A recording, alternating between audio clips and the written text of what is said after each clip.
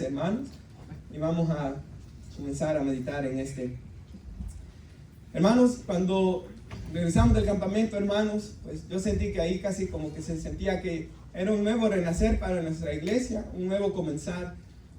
Y vamos a comenzar una serie del Espíritu Santo, hermanos, que era la siguiente doctrina que quería yo que estudiáramos. Pero hermanos, luego de orar un día yo sentí de que teníamos que estudiar estas 7 iglesias de Apocalipsis. Y el Señor nos ha hablado en cada una de ellas, hermanos.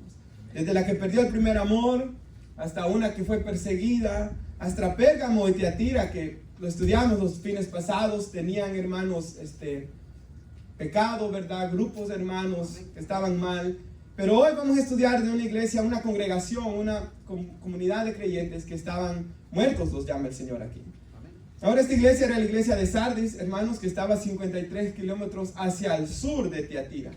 Por eso están en este orden, ¿verdad? La primera ciudad, hermanos, partiendo de Patmos, donde estaba el apóstol Juan, para arriba era Éfeso, después seguía Esmirna, después seguía Pérgamo, y luego hacia el este, sureste, comenzaba a bajar y viajaba a Tiatira, hermanos, a Sardis, luego Filadelfia y por último la de la Odisea. Entonces esta era la siguiente ciudad en el recorrido del libro de Apocalipsis. Y hermanos, el Señor les dice en el versículo 1, al que tiene, el que les habla, les dice el Señor, es el que tiene los 7 espíritus de Dios y las 7 estrellas. Ahora, las 7 estrellas, el pasaje nos dijo más adelante, Apocalipsis 1, que son los 7 ángeles de la iglesia. Y cada ángel, hermanos, la palabra ángel es mensajero. Estamos hablando de que eran los pastores de la iglesia, ¿verdad?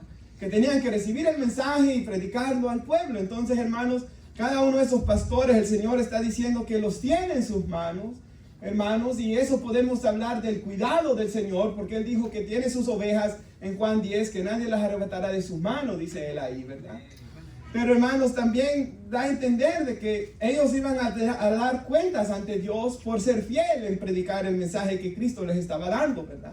Ahora, los 7 espíritus de Dios, como nuestro hermano Marvin nos enseñaba, hermanos, los 7, la palabra, el número 7 habla de plenitud, ¿verdad? Habla, hermanos, de algo completo. Entonces, hermanos, el Espíritu Santo de Dios se describe como 7 espíritus, hablando de la plenitud del Espíritu Santo. Ahora, lo que Jesús está diciendo ahí es que en Él habita toda la plenitud de Dios, hermanos. Me gusta cómo lo dice en Colosenses 2:9, el apóstol Pablo dice, porque en Él, hablando de Jesús, porque en Él habita corporalmente toda la plenitud de la deidad. Entonces nosotros sabemos, hermanos, y Cristo les estaba recordando que quien les hablaba era quien tenía los 7 espíritus de Dios, toda la plenitud de quien Dios es. Y nosotros le estudiamos que nuestro Señor Jesús es omnisciente, Él es omnipresente. Él dijo, donde estén 2 o 3 congregados en mi nombre, ahí estoy. En medio de cada congregación yo te alabaré, dice en Hebreos 2. Entonces Él está en todo lugar, Él tiene todo el poder. Todo lo que el Padre tiene, lo tiene el Hijo y lo tiene el Espíritu Santo también, ¿verdad? Es un Dios en 3 personas. Ahora, hermanos, la deidad de Cristo es la doctrina más atacada por las falsas religiones. Gente dice que no es el único mediador, no que hay más mediadores, pero la Biblia dice que hay un solo mediador entre Dios y los hombres, Jesús. Hermanos, hace poco conté de que estaba en Walmart y una señora me comenzó a hablar de que la central de la religión de Dios Madre está aquí, hermanos, en Glen Burnie. Y ella me dijo, hermanos, de que la salvación venía de Dios Madre, hermanos, pero la Biblia dice en Hechos 4:12 de que no hay ningún otro nombre debajo del cielo en el cual tengamos salvación, sino solamente en Jesús, ¿verdad? La Biblia es clara que la salvación es solo en Él. Y por eso es tan importante, hermanos, no quizás que aprendamos todo lo que la gente cree, porque sería imposible, pero que aprendamos lo que la palabra de Dios dice, hermanos. Y es así como vamos a permanecer firmes, ¿verdad? Contra, hermanos, los engaños de las tinieblas. Ahora, hermanos, le sigue diciendo nuestro Señor aquí, yo conozco tus obras, lo pueden ver, ¿verdad, hermanos? Que tienes nombre, que vives y estás muerto. Pero, hermanos, cuando la Biblia nos habla de gente muerta, por ejemplo, viene a mi mente Efesios 2:1, donde dice el apóstol Pablo a la iglesia de Éfeso que en otro tiempo estaban muertos en delitos y pecados. Hermanos, un muerto es alguien que no tiene vida, ¿verdad, hermanos? Ellos tenían nombre que vivían, o sea, tenían nombre de iglesia de Cristo, pero era solamente el nombre, hermanos, porque ellos no vivían, no estaban vivos, ellos estaban muertos en delitos y pecados aún. Hermanos, Santiago 2:19 dice, tú crees que Dios es uno. Bien haces, los demonios también creen y tiemblan. O sea, con creer en Dios solamente no es suficiente, hermanos, porque los demonios también creen. Lo que la Biblia nos enseña es que es necesario nacer de nuevo, ¿verdad, hermanos? Porque nuestro Dios lo que Él quiere es tener una comunión con cada uno de nosotros. Y me gusta cómo lo explica alguna persona cuando, por ejemplo, el presidente de Estados Unidos, todos sabemos quién es él, pero nadie lo conoce personalmente, nadie tiene ninguna comunicación con él. Pero hermanos, nuestros papás sí los conocemos, ¿verdad, hermanos? Su esposa, usted sí la conoce. Entonces Dios lo que Él quiere es una constante relación con su pueblo, hermanos. Y ellos no la tenían. Como podemos ver en estas iglesias, de las 7 iglesias, solo 2 estaban bien, 5 estaban mal. Y hermanos, vemos que había un problema entre la relación de 5 congregaciones con Dios, hermanos. Y eso se aplica a nuestras vidas también, ¿verdad, hermanos? Para ver cómo está nuestra relación con Dios. El versículo 2, nuestro Señor Jesús les comienza a decir que sean vigilantes y que afirmen las otras cosas, que están para morir. Las cosas iban a seguir peor, ¿verdad? Porque no he hallado tus obras perfectas delante de Dios. Y sabemos que la salvación es por gracia y no por obras. Pero que también la fe sin obras es muerta. Porque no podemos decir, hermanos, como dice Santiago, tú dices, tienes fe. Y el otro dice, yo tengo obras. Pero el que tiene fe tiene que mostrarlo por sus obras, dice, ¿verdad? Aún el tan famoso pasaje que por gracia somos salvos por medio de la fe. Esto no es de vosotros, es un don que Dios da, un regalo que Dios da, porque ninguno de nosotros quiso ser salvo ni buscó la salvación, ¿verdad? No por obras para que nadie se gloríe, pero el siguiente versículo dice, somos hechura suya, creados en Cristo Jesús para buenas obras. Él nos salva y nos lava, y la salvación es solo por Él, sí, pero Él nos lava, hermanos, y nos cambia para que demos buenas obras, ¿verdad? Para que demos frutos dignos de arrepentimiento, para obedecerlo, hermanos. Entonces eso estaba pasando con ellos acá. Tenían la fama de estar vivos, hermanos, pero ellos no tenían las bendiciones de estar espiritualmente vivos. No tenían el gozo de la salvación, hermanos. No estaban teniendo sabiduría de parte de Dios para interpretar la Escritura. Hermanos, y habían cosas que estaban por morir. Yo me imagino, hermanos, que posiblemente si había todavía alguna reunión de oración en esa iglesia, eso estaba por morir. El púlpito cada vez iba muriendo, hermanos. La predicación cada vez iba muriendo. La congregación estaba muriendo cada vez más. Ahora pues, leímos de que había un remanente fiel, ¿verdad? Había un remanente con ropas blancas, hermanos. Había una iglesia que estaba viva, pero era una minoría, hermanos. La gran parte de la congregación estaba muerta. Ahora, hermanos, yo recordaba lo que dijo una vez nuestro hermano y misionero Paul Washer. Él dice de que a veces hay pastores, dice él, hablando de los americanos en Estados Unidos, de que saben de que dentro de sus congregaciones hay un pequeño remanente de ovejas, pero hay una gran multitud de cabras, dice él. Como Jesús nos dice, ¿verdad? Las ovejas y las cabras Él las va a separar en el día del juicio. Ahora, hermanos, él dice de que a veces el pastor se preocupa más por entretener las cabras en la congregación que por alimentar las ovejas. Y comienza a cambiar la música, que sea música que atraiga a las ovejas carnales. Sus mensajes comienzan a ser motivacionales para que las cabras salgan motivadas de la congregación. Y las ovejas cada vez se están muriendo más y más de hambre, dice él. Y esa ilustración venía a mi mente porque posiblemente algo similar estaba pasando aquí, hermanos. Había una gran congregación muerta, una gran parte de la iglesia estaba muerta, eran pocas personas vivas. Y quizás, hermanos, se estaba entreteniendo a los muertos y se estaba sin alimentar a los vivos. Ahora, hermanos, leía yo una oración de un pastor que se llama Robert Hawker, hermanos, y estaba leyendo, tengo un libro de oraciones de hombres de Dios del pasado, y a veces, hermanos, sinceramente me ayuda a orar. Y estaba leyendo esta oración y oiga lo que este hermano oraba, y él dice, entre más me viene a visitar tu presencia, dice él, más veo tu grandeza y la hermosura de tu santidad, dice. Entre más te contemplo, más incrementa mi amor por ti. Esa es la oración de un hombre vivo espiritualmente. Se ven nuestras oraciones así.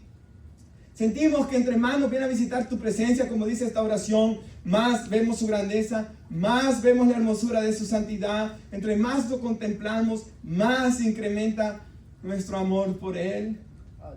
Un hermano dijo en cierta ocasión, es el trabajo del pastor predicar las grandezas de Cristo para que la iglesia se enamore más de Él, ¿verdad?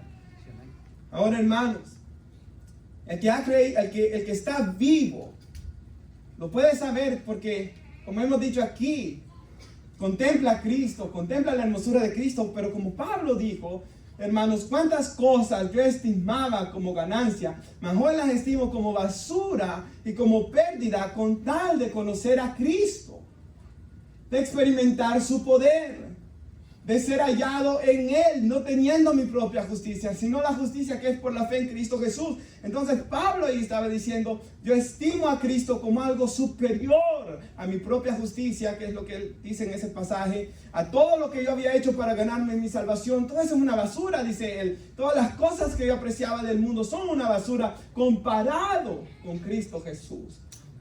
Ese es el hombre que vive.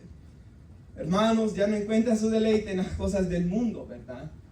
Porque él ya no se satisface con eso, porque hermanos, él ha conocido a Dios. Por eso Jesús dijo, el que tenga sed, venga a mí y beba. El que cree en mí, como dice la Escritura, de su interior correrán ríos de agua viva. Y en otra parte de la Biblia, él dice que el que beba de esta fuente no volverá a tener sed jamás. Porque ya no va a tener sed de nada más, hermanos. Porque ha experimentado a Dios y tenemos sed de Dios. Y en ocasiones, bueno, el Salmo 42 dice, como el ciervo brama por las corrientes de las aguas. Para que los jóvenes no entiendan eso, el venadito viene sediento y desea tomar agua. Así como el venado sediento que quiere tomar agua, así clama por ti, oh Dios, del alma mía, dice ese salmo, ¿verdad? Hermanos, entonces, nosotros, ¿verdad?, que hemos experimentado la gracia de Dios, anhelamos más de la presencia de Dios. Pero en ocasiones el creyente pasa momentos de sequedad espiritual. Y eso, hermanos, pues todo tiempo se ha escuchado. Usted lo ha vivido, yo lo he vivido. Momentos, procesos, ¿verdad?, donde no sentimos la presencia de Dios, donde nos sentimos secos, hermanos, pero aún en esos momentos Dios está obrando en nuestra fe, hermanos. A depender de la palabra de Dios, a depender de Él. Pero sí es necesario, hermanos, de que nosotros, ¿verdad?, después de ese proceso, hermanos, sintamos la presencia de Dios. Porque esa es una parte especial de la vida del creyente. Sentir la presencia de Dios es algo tan importante, hermanos. Y todos nosotros debemos anhelar que la presencia de Dios fluya en nosotros, ¿verdad? Versículo 3, por favor, dice ahí, acuérdate pues de lo que has recibido y oído, guárdalo, arrepiéntete. Pues si no velas, vendré sobre ti como ladrón y no sabrás a qué horas he de venir. Lo primero que le dice es que recuerde, hermanos, lo que había recibido. Ahora, si usted, en los otros pasajes, en los otros libros de la Biblia, siempre que Pablo o Juan o Pedro decían, recuerda lo que has recibido, siempre hablaban del Evangelio. Cuando ellos lo recibieron por primera vez. Y ellos creyeron en Cristo y dejaron las cosas del mundo para seguirlo a Él. Ellos tenían que recordarse de eso. Ellos tenían que volver a recordarse de las primeras obras, como le dijo Dios a Éfeso. Ellos tenían que recordarse del Evangelio. Ellos tenían que volver a leer la palabra de Dios. Ellos tenían que volver a renovarse en su amor por Dios. Porque si no, ellos estaban a la merced de Satanás. Ahora, hermanos, el Señor les dice que Él, si no velas, vendré sobre ti, como ladrón, le dice. No sabrás. Ahora, hermanos, yo sé que en los pasajes que hablan de la segunda venida de Cristo, Él dice que Él va a venir como ladrón, ¿verdad? Muchos dirán paz y seguridad y luego vendrá sobre ellos destrucción repentina, dice la Biblia. Pero también, hermanos, en este contexto, Él venía a juzgar esta congregación.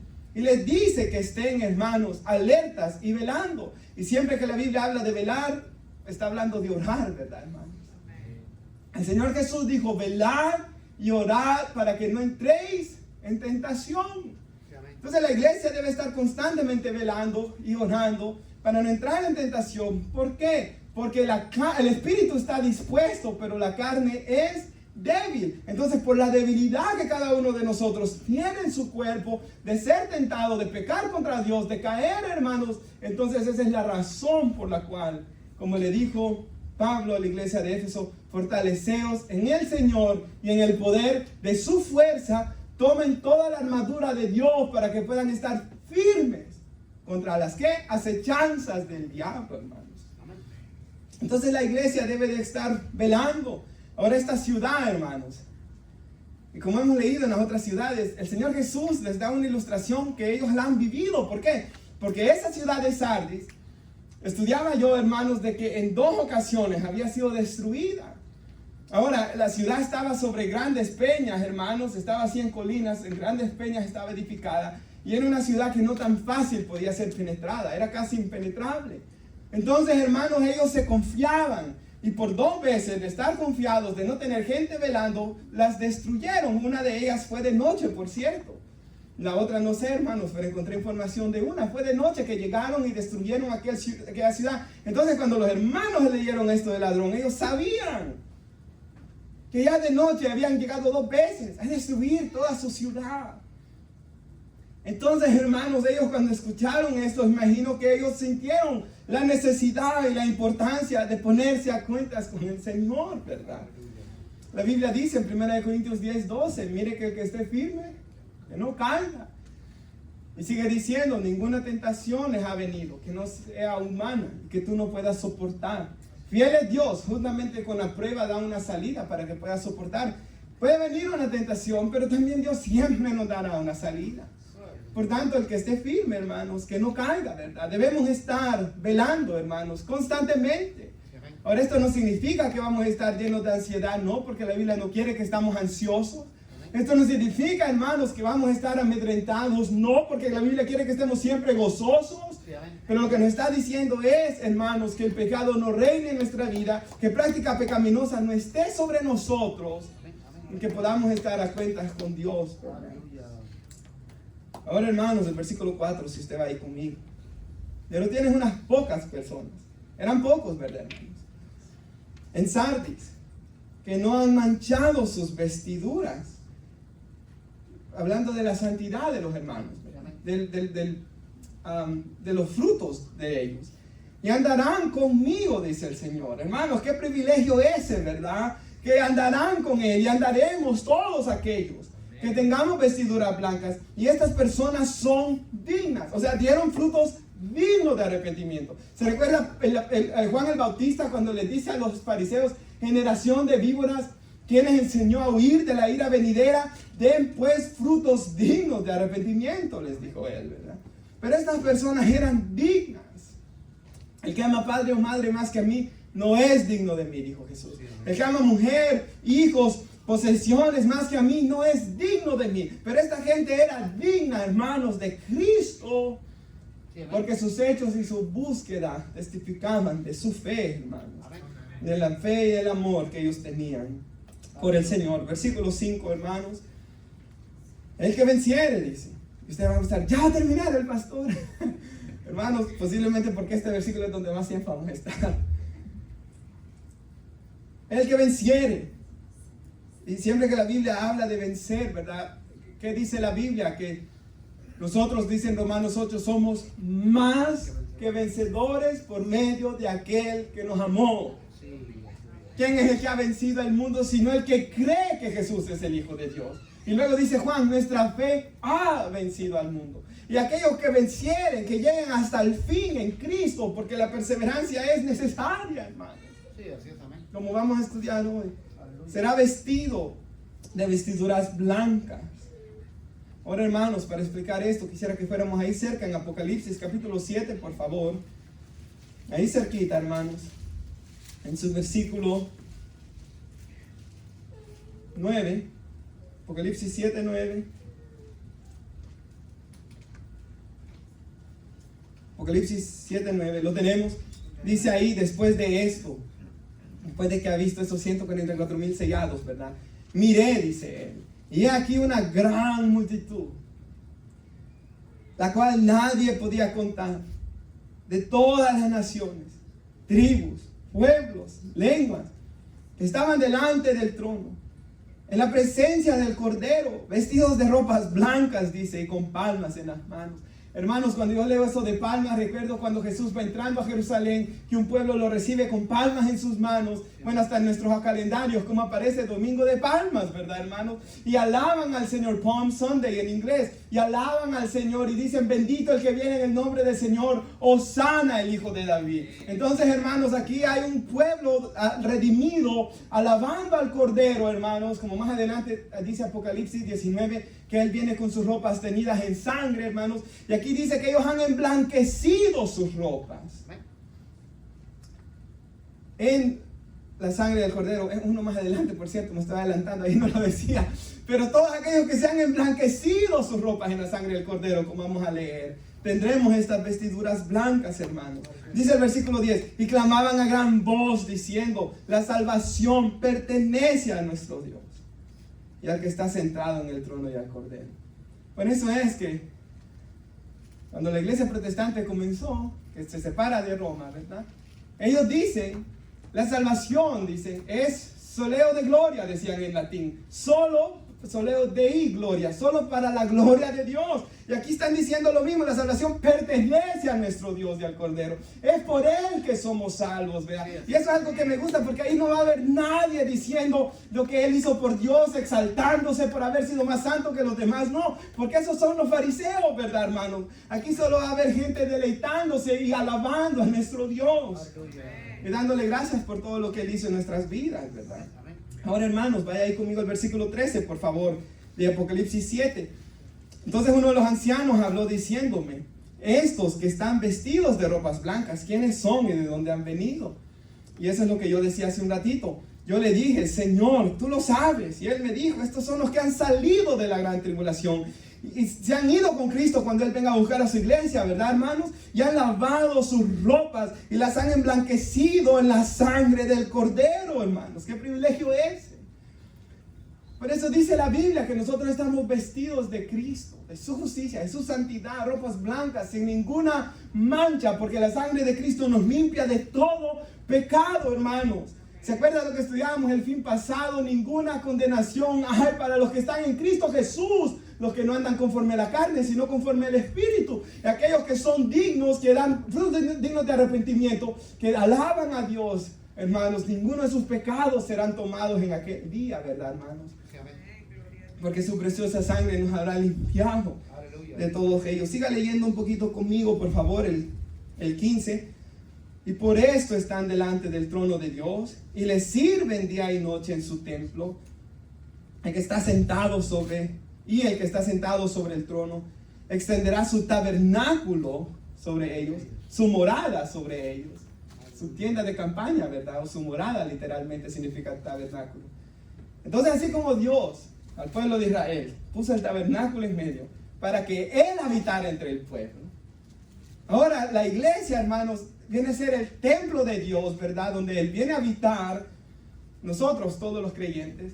Pero en la eternidad, hermanos, es el tabernáculo de Dios con los hombres, termina Apocalipsis 21 diciendo, ¿verdad? O sea, la morada de Dios, ya en su completa gloria, hermanos, porque nuestro cuerpo no la puede ver hoy, hermanos. No hay hombre que la viva y viva, dice, que la vea, perdón, y que pueda vivir.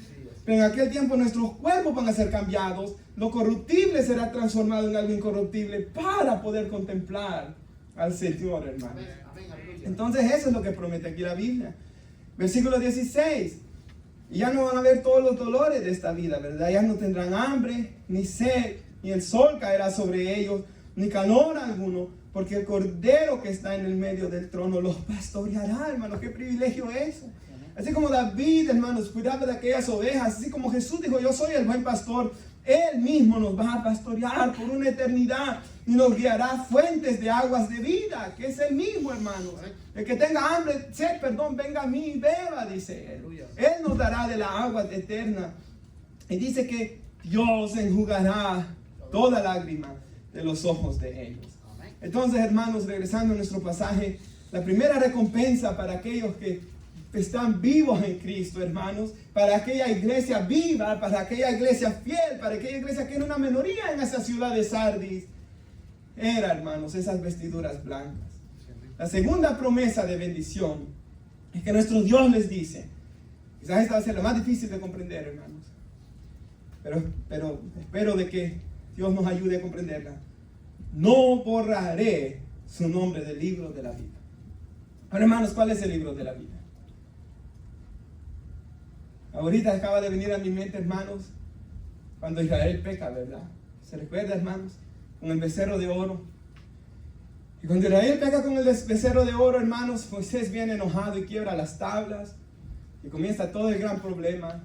Y Dios le dice a Moisés que lo va a poner sobre otra nación y que los va a destruir. O sea, va a escoger Dios otra nación para revelar a su hijo, ya no Israel.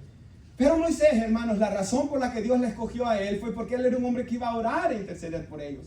Y hermanos, este hombre se pone a orar con Dios y Moisés llega tan profundamente en intimidad con Dios a decirle, Señor, bórrame del libro que tú me has dicho que has escrito. Pero el Señor le dice que no lo va a borrar, ¿verdad? Sino que aquellos que pecaren contra él, hermanos, serán aquellos cuyos nombres no serán a escribir en ese lugar, hermanos. Pero Dios le dice a Moisés, que no iba a borrar su nombre de ahí, aunque él le pidiera que lo borrara. Hermanos, en el libro de Apocalipsis la Biblia nos dice de que al final del libro, de que todos aquellos cuyos nombres no estaban escritos en el libro de la vida fueron a la condenación eterna. Ahora, si usted va conmigo a Apocalipsis 17, por favor. El versículo 8.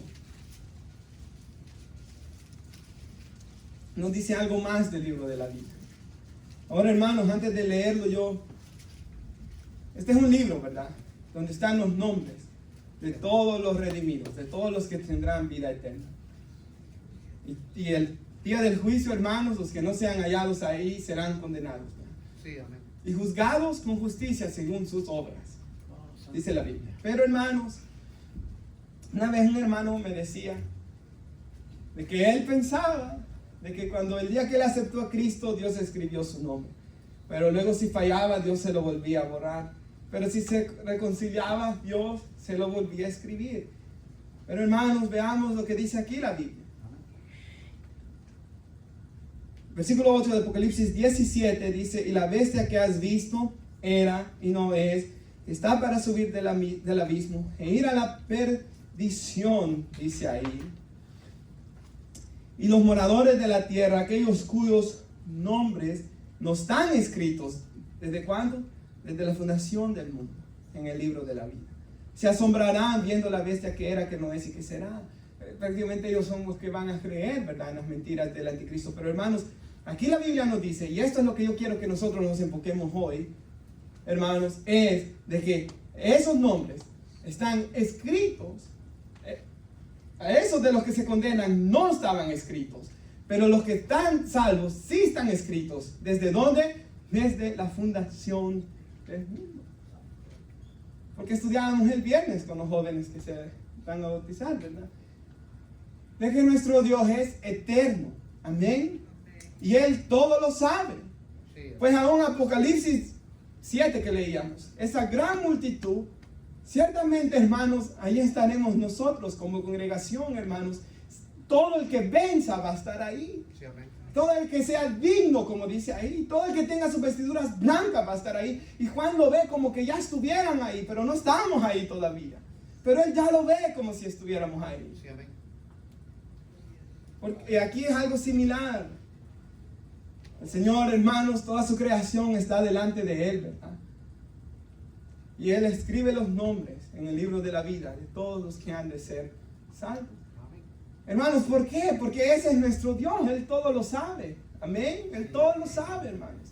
Él absolutamente todas las cosas lo sabe. Él no se puede equivocar. Él no se arrepiente. Él no puede escribir y luego borrar y luego volver a escribir. Porque sería un Dios que va reaccionando a lo que nosotros hacemos. Pero Él es un Dios que todo lo sabe, hermanos. Dice la Escritura. Dios no puede ir reaccionando a las cosas. Él ya todo lo sabe. Yo sé, hermanos, de que estas ideas a veces juegan completamente. Pero es lo que la palabra del Señor dice. Y regresando a nuestro Apocalipsis 3:5, hermanos, el Señor le dice ahí a ellos de que no iba a borrar sus nombres. Me gusta cómo lo traduce la Nueva Versión Internacional. Cuando yo estaba estudiando este pasaje, en un comentario bíblico que leía, dice que es una mejor traducción, y ciertamente lo es, y dice así: jamás, oiga usted, jamás borraré su nombre del libro de la vida, hermano. Qué promesa más preciosa Dios le estaba dando a esos hermanos que eran dignos y sus ropas estaban blancas, hermanos. Él les dice: ustedes van a andar conmigo en vestiduras blancas y jamás borraré sus nombres del libro de la vida. Por tanto, esta era una promesa de afirmación, hermanos, para aquellos que eran dignos en Sardis, para aquellos que habían lavado sus vestiduras, hermanos, en la sangre de Cristo, para aquellos que habían nacido de nuevo, hermanos. Ahora, hermanos, la Biblia dice y nuestro Señor dice: por sus frutos los conoceréis, dice Él. Hermanos, muchas veces nosotros podemos ver a alguien que parece que ha venido a Cristo, pero sus frutos nunca lo demuestran. Quizás usted y yo podemos pensar en una gran multitud de personas en nuestras mentes que aceptaron a Cristo. Hermanos, yo he visto gente llorando. Me recuerdo en el 2010, una campaña que nunca olvidaré, hermanos. Estaba el hermano Josué Irión predicando, hace el llamado, 40 personas esa noche, hermanos, llorando en el altar. Compañero mío de la escuela, lo vi con mis propios ojos, hermano. Aunque los tenía con lágrimas, pero estaba viendo yo, porque yo estaba alabando a Dios, porque nunca había visto algo así. Lo vi arrodillado en el altar, llorando y llorando y llorando y llorando. Pero nunca ha dado un fruto hasta el día de hoy. Imagínense de cuántos años. Es borracho, hermanos, y es completamente mundano. ¿Nació de nuevo? No. ¿Por qué? Porque solo se quedó en la convicción de pecado. Hermanos, solo se quedó ahí, pero no nació de nuevo. Su corazón no cambió.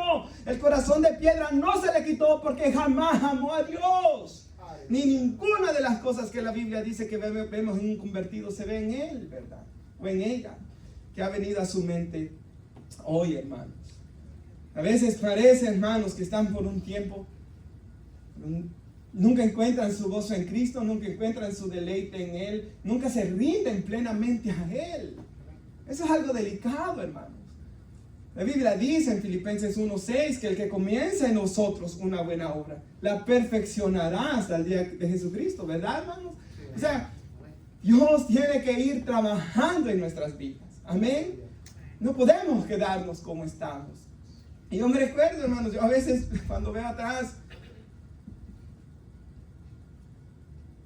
por ejemplo, hermanos, yo me imagino que quizás algún hermano que me vio ese día que yo vine a Cristo y luego que no me volví a aparecer en la iglesia como por 2 años o 1 año y algo después, podrán pensar quizás de que fue solo algo emocional. Pero hermanos, ciertamente en ese tiempo yo trabajaba y estudiaba, ¿verdad? Y aunque no me podía congregar, hermanos, sí la semilla que fue plantada, aunque no se había regado y por eso no estaba dando frutos, hermanos, pero sí la semilla quedó plantada en mi corazón. Esto también sucede, hermanos. Yo siempre, hermanos, cuando trabajaba en Dave & Buster's, por ejemplo, hermanos, y ahí se sabe que es fines de semana, pero comencé pidiendo los jueves libres, hermanos, porque quería estar cerca de Dios, hermanos. Yo sentía la necesidad de estar cerca de Dios. Yo necesitaba a mi Dios. Y eventualmente después pude ya congregarme, hermanos, más. Pero recuerdo también, como ya he contado, llegué a la iglesia, ¿verdad? Y estaba yo ahí. Me recuerdo que no quería rendirme todavía completamente. No quería rendirme, hermanos. Y ¿saben? Fue un proceso de escuchar la palabra, convicción de pecado, toques del Espíritu Santo, hasta el último, que fue en agosto del 2010, cuando yo ya completamente dije: ok, Señor, ya está bautizado estaba. Ok, Señor, ya hoy sí, completamente. Que se haga lo que tú quieres de mí, Señor, y me rindo completamente. Y hermanos, eso se tiene que ver en cada una de nuestras vidas. Sí, amén. Hermanos, La perseverancia viene de cómo puede perseverar alguien en Cristo. Solamente si su corazón ha cambiado por un corazón nuevo. Solamente, por eso es que dice la Biblia en el Antiguo Testamento, Dios dijo, yo voy a hacer un nuevo pacto en el cual voy a quitar este corazón de piedra que Israel lo tuvo siempre y por eso nunca pudo dar fruto. Yo se los voy a quitar y les voy a dar un corazón de carne y voy a poner mi espíritu en ustedes y voy a escribir mis leyes. Un corazón nuevo es el corazón que persevera, hermanos. Solamente ese corazón persevera. Como lo dice el apóstol Juan, el que ama al mundo, el amor del Padre, no está en él, hermanos. Pero aquellos que sus corazones han cambiado, ya no son esclavos de Satanás. Aleluya. Aquellos cuyos corazones, hermanos, al fallar se arrepienten. Hermanos, aquel cuyo corazón constantemente está volviendo a Cristo, aquel hermano que está haciendo morir el pecado en él. Romanos 8 dice, hermanos, el pasaje que dice que no hay condenación. El versículo 5 o por ahí, o el 4 dice, el final, los que no andan conforme a la carne, sino conforme al Espíritu. Esos, dice la palabra de Dios más adelante, por medio de, ya no son deudores de la carne, dice, para andar según la carne. La carne no le debemos nada, hermanos. Le debemos todo a Cristo que nos ha comprado con su sangre, es el punto que está haciendo. Entonces dice, hagan morir por el Espíritu las obras de la carne. Sea creyente, hermanos, cuyo corazón ha cambiado, él quiere hacer morir el pecado en él. Amén. Cuando escuchábamos la reprensión que nos daba nuestra hermana, posiblemente algún pecado vino a su mente. Pero espero que al venir a su mente usted haya dicho, yo quiero vencer esto. Cuando usted escuchó que yo leí la lectura, hermanos, de el que se guarda de estas cosas quiere ser un instrumento útil a Dios. Yo espero que en su corazón usted haya dicho, yo quiero estar más limpio para ser un instrumento útil para Dios. Amén. Ese es el corazón nuevo. Ese es el que ha cambiado. Pero hermanos, ¿por qué también esto es algo preocupante, hermanos? ¿Acaso no el Señor, hermanos, al mirar el cristianismo en grandes partes de Estados Unidos, en todo Estados Unidos, acaso cuántos hermanos estarán en una situación igual? Y sabe, hermanos, yo me he quedado asombrado de personas, hermanos, de que ellos saben todo de carros, todo del nuevo iPhone. ¿Saben en qué ciudad nació CR7? ¿Saben cómo se llama el perro de Messi? ¿Y qué nacionalidad es la abuela de Benzema? Pero no saben ninguna doctrina bíblica. No saben absolutamente nada. Había un joven que tenía un nombre de uno de los personajes de la Biblia y le dije, oh, en el libro tal y tal, y nunca lo he leído. Si yo tuviera un libro en la Biblia que se llamara Roberto, yo ya lo hubiera leído. ¿Cómo sos capaz? Le digo yo, de semejante carnalidad. Hermanos, ¿cuántos creyentes jamás han leído un libro de la Biblia? Hermanos, por ejemplo también, ¿verdad? A veces, hermanos, los creyentes nos conocen himnos, nos conocen alabanzas contemporáneas, ni antiguas ni nuevas, pero se ponen la letra de las canciones de aventura, hermanos. Y de Bad Bunny ni digamos, porque si ya está escuchando eso, está pero lejísimos, hermanos. El Señor. Ellos tenían nombre que vivían, pero sus obras no. ¿Cómo estarán nuestras obras, hermanos? Dicen nuestras obras que estamos vivos. El versículo 6. El que tiene oído, oiga lo que el Espíritu dice a las iglesias. Hermanos, yo escribí algo acá que quería leerles, hermanos. Esto lo escribí yo y dice esto. Si no hay deseo de conocer a Dios, no podemos decir que estamos vivos. Amén. Sí, amén. Si no hay deseo de obedecer a Dios, no podemos decir que estamos vivos. Si no hay deseo de servir a Dios, no podemos decir que estamos vivos. Amén. Si no hay deseo de adorar a Dios, no podemos decir que estamos vivos, hermanos. Aleluya. Si no quiero conocerlo, si no quiero obedecerlo, si no quiero servirle, si no quiero adorarle, hay un gran peligro en mi vida. Sí. Usted se recuerda aquella predicación cuando estudiamos el Sermón del Monte, de que el Señor dijo, Mateo 7:21. No todo el que me dice Señor, Señor entrará al reino de los cielos, sino el que hace la voluntad de mi Padre que está en los cielos. Lo ve, hermanos. Como yo dije al principio, la salvación es por fe, por gracia, sí, pero es una fe y una gracia que produce buenas obras, que produce perseverancia, que produce frutos dignos de arrepentimiento. Hermanos, luego sigue diciendo, muchos me dirán en aquel día, Señor, en tu nombre. Y comienza a hablar de todas las cosas que ellos hicieron, hermanos. Y si bien eran obras religiosas, porque hicieron milagros y echaron fuera demonios, pero el Señor les dice, nunca los conocí, apartados de mí, hacedores de maldad. Sus obras exteriores eran buenas, pero tenían obras de maldad. Obras, hermanos, posiblemente secretas, obras posiblemente que otros no vieron y por eso no les reprendieron, pero estaban llenos de obras de maldad. Leí un libro, hermanos, de que me dejó asustado, de un hombre, los peligros del llamado pastoral se llama. Leí el libro, un pastor habla de que una esposa llegó con su corazón desgarrado. Amén. Y aunque esto suene que no se puede creer, hermanos, en las noticias ha aparecido cosas así, ¿verdad? Sabemos que estas cosas se dan. Pero hermanos, dice la esposa que el hombre cada rato se iba al basement constantemente, a estar solo. Ella ni sabía qué es lo que él iba a hacer, ¿verdad? Un día, hermanos, no recuerdo quién de la familia baja al basement y lo va a encontrar. Es que el hombre se vestía de mujer y que tenía una completa locura por el homosexualismo.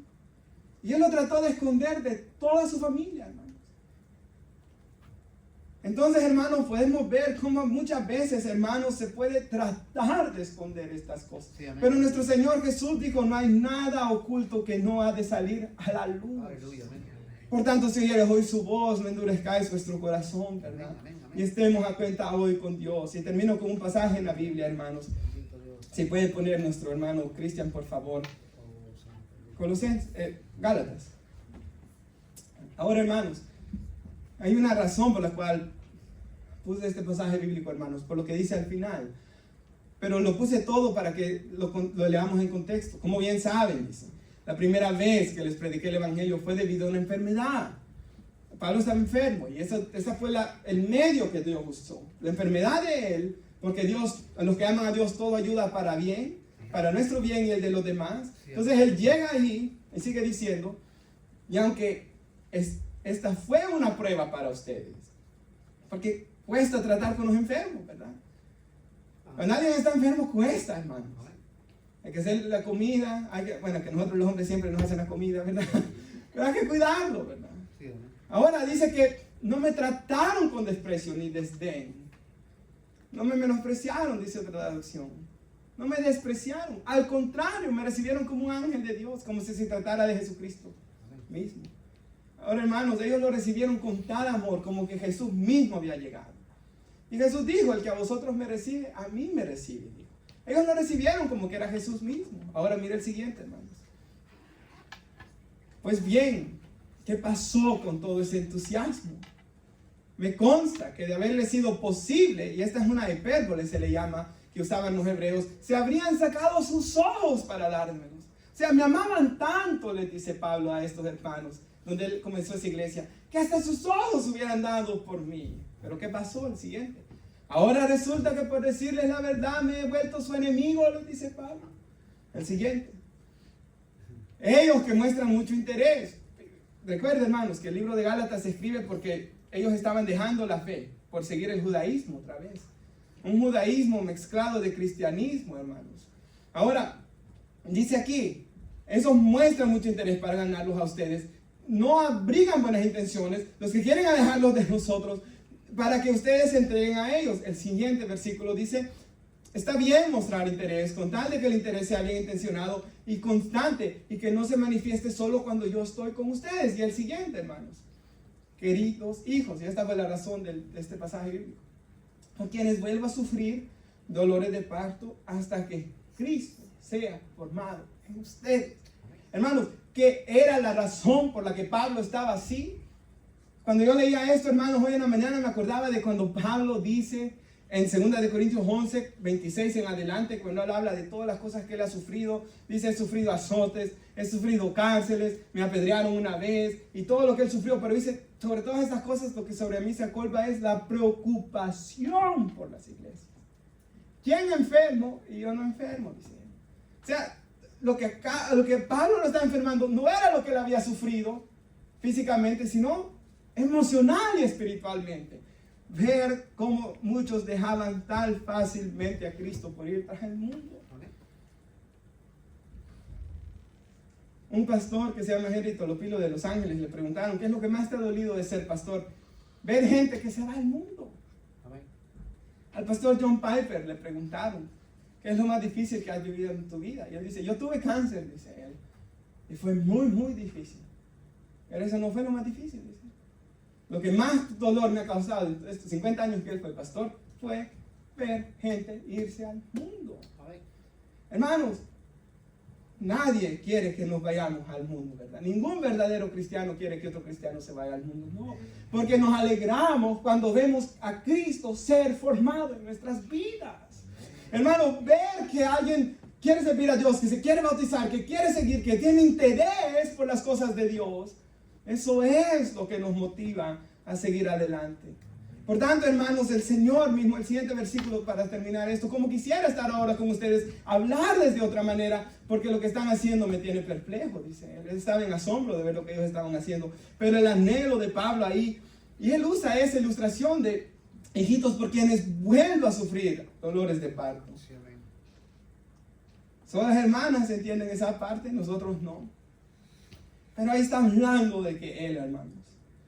¿Sabe? Yo leía un libro, el libro que les digo que estaba leyendo, El ganador de almas, ¿verdad? Y hay un capítulo para maestros de escuela dominical. Y él le dice: ustedes, ¿cuán preocupados están por la salvación de sus alumnos? ¿Y sabe, hermanos? Bueno, aquí está Cristo, ¿verdad? Él me contó una vez de varios de esos jóvenes que hoy están en el mundo, hermanos. Y hermanos, yo mismo me puse a pensar, ¿por qué mi corazón no se quebrantó más cuando escuché que ellos se fueron al mundo, hermanos? Cuando lo que Dios quiere de nosotros es de que hasta tengamos como dolores de parto cuando alguien se aleja, cuando alguien se va al mundo, hermanos. Y luego Spurgeon dice: si quieren ser verdaderos maestros de escuela dominical, tienen que experimentar el dolor de ver a alguien alejarse de Cristo. El dolor de verlos lejos. Tienen que orar, dice él. Tienen que llorar en oración. Y solo entonces van a ser verdaderos maestros de escuela dominical. Y yo creo que no solo los maestros de escuela dominical, pero todo cristiano tiene que tener este deseo. De ver que cada creyente esté vivo espiritualmente. Amén, hermanos. De orar constantemente. Como dice otro siervo de Dios: ¿cuántas personas has visto que Dios ha cambiado y que han estado en tu lista de oración por años? Que tú has orado y tú has visto cómo Dios los ha ido levantando. Hermanos, tenemos personas así nosotros, en las que tenemos una lista que estamos orando por ellos y que estamos viendo que Dios los está transformando a su imagen. Eso es lo que Dios quiere de nosotros. Nos ponemos de pie, hermanos. Hasta aquí llegamos con la predicación.